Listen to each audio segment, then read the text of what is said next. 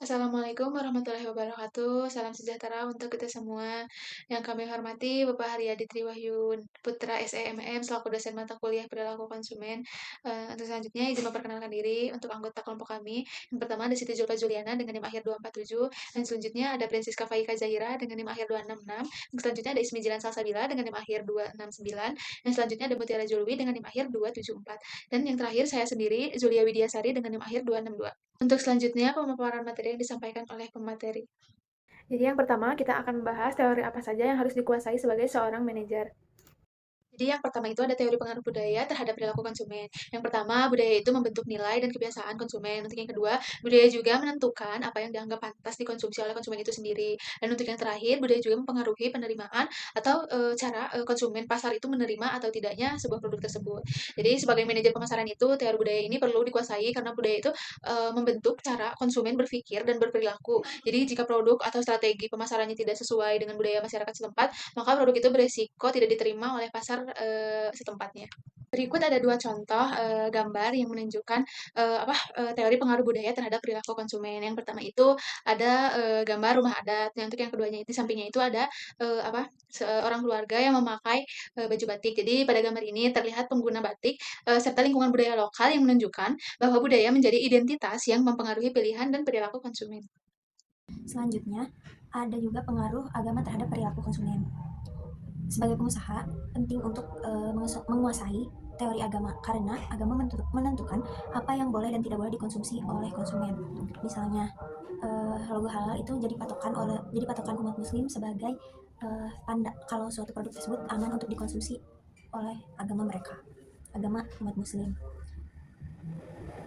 Lalu selanjutnya ada teori kelas sosial dalam perilaku konsumen. Sebagai manajer pemasaran juga, teori kelas sosial ini perlu dikuasai agar dapat menentukan segmen pasar yang tepat. Konsumen memiliki kelas sosial yang berbeda dari segi preferensi, daya beli, dan gaya konsumsi yang berbeda.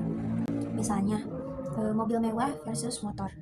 Dari gambar terlihat perbedaan tingkat kelas sosial dari segi kendaraan yang digunakan, menunjukkan perbedaan gaya hidup dan daya beli konsumen, di mana orang-orang pasti menyesuaikan kemampuan mereka dalam segi finansial untuk memenuhi kebutuhan maupun keinginannya. Selanjutnya ada teori kelompok acuan. Sebagai pengusaha, teori kelompok acuan penting karena konsumen sering dipengaruhi oleh orang lain dalam mengambil keputusan. Rekomendasi dari keluarga, teman, atau influencer dapat mempercepat keputusan pembelian. Nah, bisa kita lihat di bagian sini adalah contoh gambarnya. Pada gambar tersebut, influencer dan interaksi sosial sebelum membeli produk yang menunjukkan kuatnya pengaruh kelompok acuan terhadap perilaku konsumen. Baik, di sini saya akan melanjutkan membahas tentang faktor budaya. Budaya membentuk nilai dan cara hidup masyarakat dalam berinteraksi satu sama lain. Nilai kebersamaan dan gotong royong masih kuat, sehingga perilaku masyarakat cenderung mengutamakan kebersamaan, saling membantu, dan hidup berdampingan dalam lingkungan sosial. Di sini contohnya bisa kita lihat. Hal ini mencerminkan nilai budaya kebersamaan yang masih kuat dan memengaruhi cara masyarakat menjalani kehidupan sehari-hari, termasuk dalam aktivitas kebersamaan dan sosial. Selanjutnya, saya akan menjelaskan faktor agama. Yang pertama, agama mempengaruhi pilihan konsumsi. Yang kedua, momen keagamaan mengubah pola belanja. Yang ketiga, nilai agama menjadi pedoman perilaku. Nilai agama menjadi pedoman dalam menentukan apa yang boleh dikonsumsi serta kapan konsumsi dilakukan.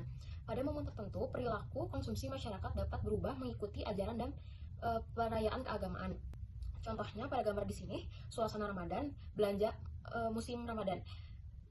Dijelaskan pada gambar terlihat suasana Ramadan dan aktivitas belanja menjelang Ramadan yang menunjukkan adanya peningkatan dan perubahan pola konsumsi pada momen keagamaan. Selanjutnya ada faktor kelas sosial. Yang pertama, kelas sosial mempengaruhi daya beli. Yang kedua, perbedaan kelas mempengaruhi pilihan produk. Yang ketiga, gaya hidup tercermin dari pola belanja. Perbedaan kelas sosial menyebabkan perbedaan dalam daya beli, gaya hidup, dan preferensi konsumen. Konsumen dari kelas sosial tertentu akan menyesuaikan pilihan produk dan tempat belanja dengan kondisi ekonomi dan citra sosialnya. Pada gambar di sini, ada mall dan pasar tradisional. Pada gambar terlihat perbedaan antara mall dan pasar tradisional yang mencerminkan perbedaan kelas sosial dalam pola dan tempat berbelanja.